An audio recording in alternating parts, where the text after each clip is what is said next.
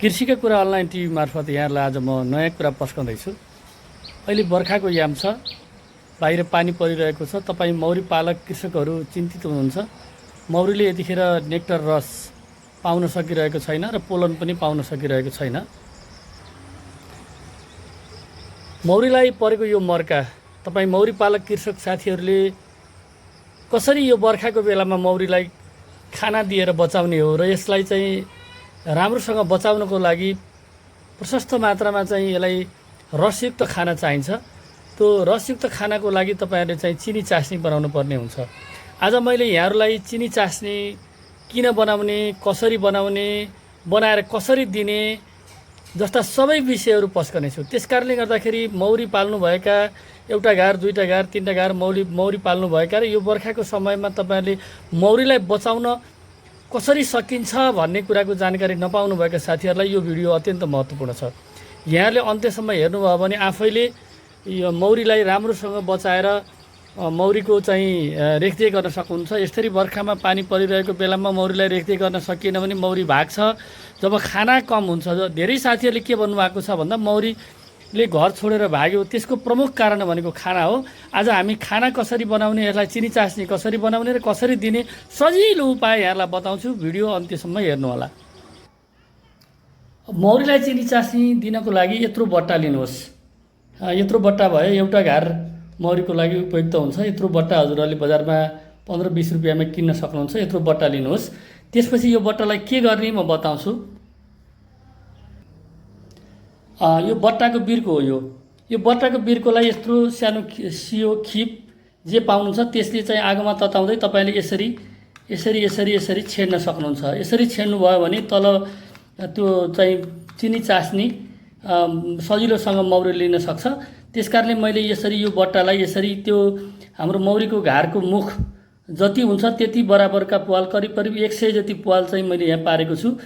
यसरी बट्टालाई प्वाल पार्नु होला। यो यस्तो खिपलाई आगोमा तताएर तपाईले प्वाल पार्न सक्नुहुन्छ है।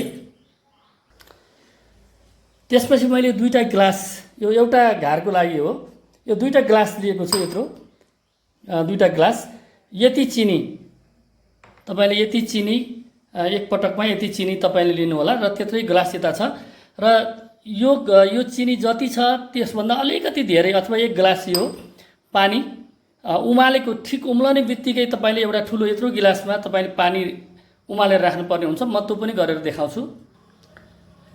यो ग्लासमा उम्लेको पानी, भर्खर उम्लेको पानी छ, यतापट्टि चिनी छ र यो दुवैलाई मैले यो ठुलो ग्लासमा खन्याउँछु।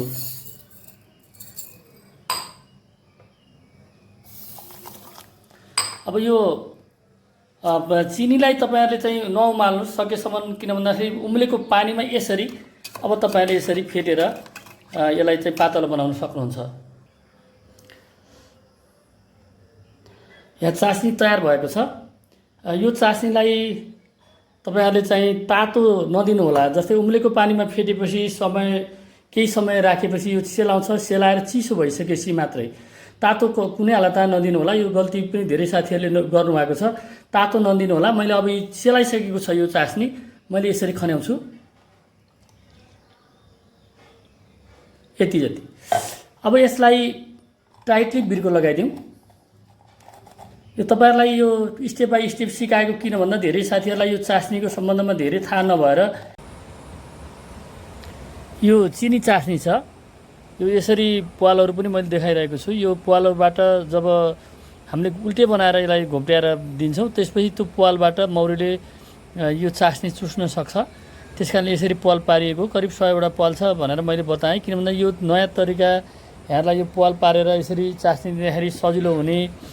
फिडरमा हामीले चास्नी त दिन्छौँ, तर फिडरमा दिँदाखेरि कहिलेकाहीँ मौरीले चिल्ने क्याल्ने टोक्ने पनि गर्छ भन्ने कारणले गर्दाखेरि मैले यो सजिलो तरिका यहाँलाई सुझावको लागि, सहयोगको लागि गरेको मात्रै हो।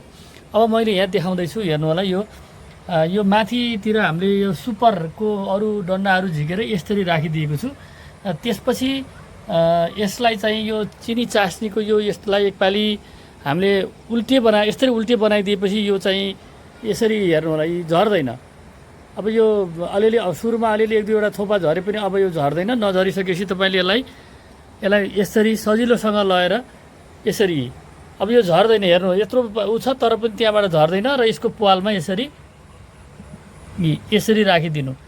यसरी राखिदिइसकेपछि हामीले माथिबाट ढक्कनले चाहिँ कभर गर्छौँ। त्यसपछि यसले भोलिपल्ट बिहान अरू मौरीहरू नहिँड्दै तपाईँले यो काम गर्नु होला। एउटा कुरा के सुझाव यहाँहरूलाई दिउँ भने यो चास्नी चाहिँ बेलुकी पख अरू सबै मौरीहरू, अरू घरका मौरीहरू पनि, अन्तका मौरीहरू पनि बाहिरबाट भित्र पसिसकेपछि दिनु होला। किन भन्दा गुलियो छ भन्ने थाहा पाएपछि अरू मौरीहरू, बाहिरका अरू तपाईँको भन्दा बाहिरका मौरीहरू, अरू घरका मौरीहरूले पनि यसलाई आक्रमण गर्न सक्छन्, भित्र चास्नी खान आउन सक्छन्। यसरी सजिलोसँग दिन सक्नुहुन्छ। यसरी दिनुभयो भने हजुरहरूले यो कति दिने भन्ने कुरामा चाहिँ यति दिने र यो कति पटकसम्म दिने भन्दा बर्खाको याममा 2-3 दिन बिराएर यसरी दिनु होला। पानी आएको बेलामा बढी दिनु होला, पानी नआएको बेलामा बरु यसले नेक्टरहरू खोज्ने गर्छ। त्यति कुराको निवेदन यहाँलाई आज गरेँ। भिडियो कस्तो लाग्छ मौरी पालक सबै साथीहरूलाई। अब मौरी सम्बन्धी धेरै कुराहरू मैले यहाँहरूको समक्ष जानकारीको लागि ल्याउने छु। यो भिडियोलाई पनि लाइक गर्नुहोस् र च्यानललाई पनि सब्सक्राइब गरेर मलाई सहयोग गर्नुहोस्। धन्यवाद।